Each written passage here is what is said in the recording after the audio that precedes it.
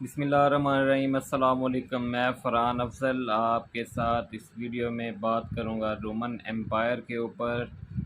Roman empire कब कायम हुआ, रोमन एम्पायर से पहले रोम के जो लोग हैं या रोम की जो हुकूमत है उसको क्या कहा जाता था, और इसके साथ साथ जो रोमन्स हैं वो सबसे पहले कब आके रोम में इन्होंने रहना शुरू किया। इसी के साथ आपको ये बताता चलूँ कि रोम, आज का जो रोम है वो इटली का कैपिटल कहलाता है। इटली का दारुल हुकूमत जो है उसको हम रोम के नाम से जानते हैं। लेकिन इससे पहले जो सबसे पहले यहाँ पर आने वाले लोग थे, उन लोगों ने जो हुकूमत या जो एक बादशाहत कायम की उसको रोमन एम्पायर नाम से हम जानते हैं। ये सारा कुछ कैसे कैसे और वक़्त के साथ कौन से मराहिल से गुज़रता हुआ, आज हम इसके ऊपर बात करेंगे। जी, तो सबसे पहले 750 बिफोर क्राइस्ट जो है पहली सेटलमेंट्स रोमन्स की जो हैं स्टार्ट हुई इस एरिया में। पहले वो लोग जिन्होंने आकर आबादकारी शुरू की, उसके बाद तकरीबन 500 बिफोर क्राइस्ट के करीब इटली के ही एक पुरानी छोटी रियासत एट्रोरिया के नाम से हम उसको जानते हैं, उसमें रहने वाले लोगों को एट्रुस्कन्स कहा जाता है। उनको रोमियो ने सबसे पहले तो वहाँ से निकाला और अपनी जो है सेटलमेंट्स वहाँ पर की। इस तरह ये सिलसिला चलता गया और रोमन्स ने अपनी जो हुकूमत रोमन रिपब्लिकन्स के नाम से इनकी एक हुकूमत वजूद में आई। रोमन रिपब्लिकन्स क्या है जी? जमहूरी हुकूमत, लोगों के वोट्स से, या आपका जो जमहूरी निज़ाम है कि आप बहुत सारे लोगों में से किसी एक को वोटिंग के ज़रिए सिलेक्ट किया जाता है। इस तरह से उनकी जो हुकूमत सेलेक्ट की जाती थी उसको रोमन रिपब्लिकन कहा जाता है। रोमन रिपब्लिकन का ख़ात्मा कैसे हुआ, क्यों हुआ और उसके बाद किस चीज़ का आगाज़ हुआ, ये मैं आपको बताता हूँ। रोमन रिपब्लिकन्स जो हैं ये इसको अगर हम कंपैरेटिवली देखें, जो हालात आजकल पाकिस्तान के हैं वैसे ही हालात थे। करप्शन, बैलेट पे जो लोगों का इंतखाब ना होना और इस तरह की और जो मुआशी और माशरती बुराइयाँ वो सारी मौजूद थी रोमन रिपब्लिकन्स में। तो रोमन जनरल उसने सर उठाया, कमांडर थे, उनका नाम था जूलियस सीज़र। जूलियस सीज़र नाम के रोमन कमांडर ने हिम्मत की, बहादुरी की वो मिसाल बने। उसने रोमन रिपब्लिकन का खात्मा किया। अब ये जो बंदा था ये बड़ा काबिल और कह लो ज़हीन बंदा था।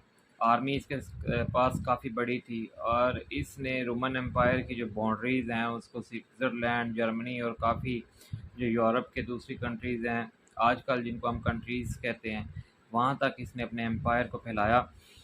सीज़ा जो था इसका एक दामाद था, उसका नाम पॉम्पी था, और एक इसका भतीजा था जिसका नाम था अगस्तस सीज़ा। ये दो बंदे, इनका रोमन हिस्ट्री में काफ़ी अहम किरदार है। सबसे पहले तो ये बताऊं कि रोमन एम्पायर फॉल होने में, उसके गिरने में भी इनका अहम किरदार है, और रोमन एम्पायर के अपनी पीक तक पहुंचने में भी अहम किरदार है।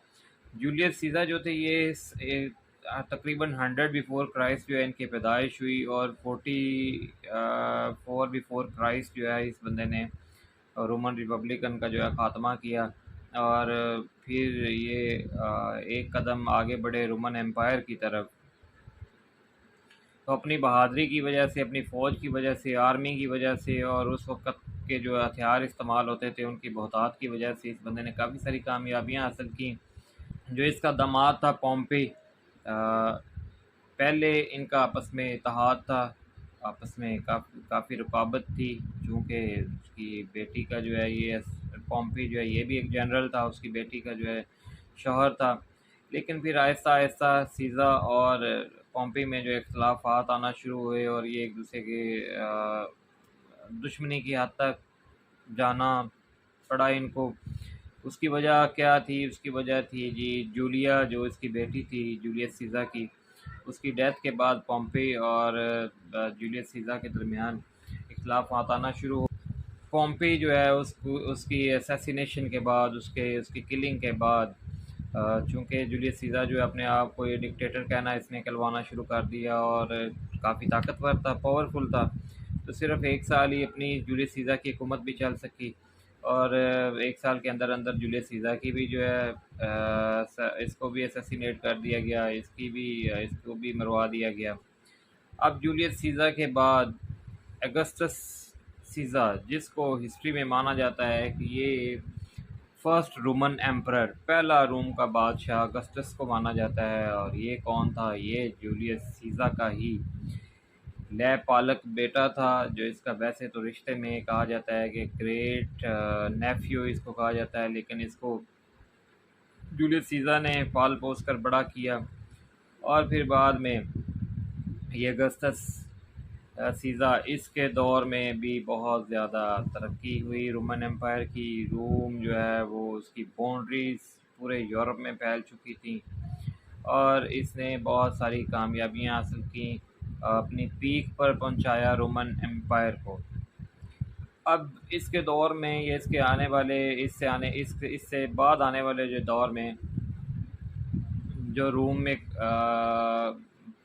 तरक्याती काम हुए वो बड़े काबिले जो है सताइश हैं। रास्ते जो आम चलने वाले रास्ते हैं रोम में, रोमन एम्पायर में, वो रास्ते पक्के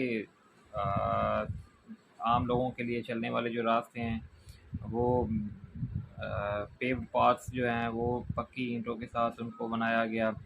इसके अलावा बाज़ार तमीर किए गए। इसके अलावा जो है एक और चीज़ रोमन एम्परर की जो अच्छी चीज़ उसको नहीं कहा जा सकता, इसके जो अमीर लोग उमराव होते थे वो महल्लात वाले एक रिवाज था कि उनके घर बड़े और कुशादा और महलों जैसे उनके घर हुआ करते थे और जो नॉर्मल तबके के लोग होते थे वो इनको उनके घर जो है ये डिफरेंस नज़र आता था। उनके घर और उनके रहने की जगह जो है वो आम होती थी, वो इतनी ख़ास इतनी अच्छी नहीं हुआ करती थी। और जो इनके काम करने वाले लोग होते थे वो रोमन्स नहीं होते थे। वो जो इनकी जंगें होती थी और जो वार्स में, जो जंगों में जो लोग कैदी बनाकर ये लाते थे उनको अपने ग़ुलामों के तौर पर रखते थे और उन ग़ुलामों से ये काम लिया जाता था।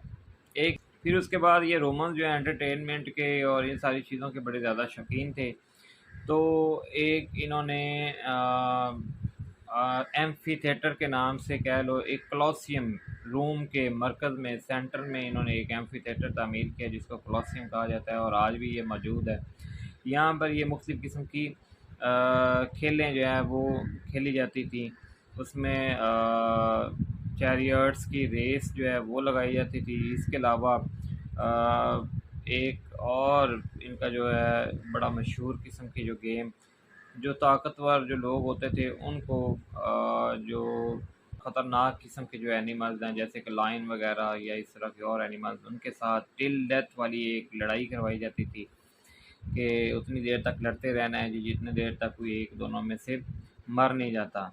तो ये वैसे हॉलीवुड मूवीज़ में ये मंज़र देखने को मिलता है। कुछ मूवीज़ ऐसी हैं, मैं नाम तो नहीं बता सकता क्योंकि मेरे ज़हन में नहीं है इस वक्त किसी मूवी का नाम, लेकिन मैंने ऐसी मूवीज़ देखी हुई हैं जिनमें टिल डेथ तक जो है एक लड़ाई करवाई जाती है, मैन टू मैन भी करवाई जाती है, मैन टू एनिमल्स भी करवाई जाती है। और ये चीज़ इसका मतलब रोमन हिस्ट्री पढ़ने से ये पता चलता है कि हाँ जी वाक़ई ये वाला सीन मौजूद था।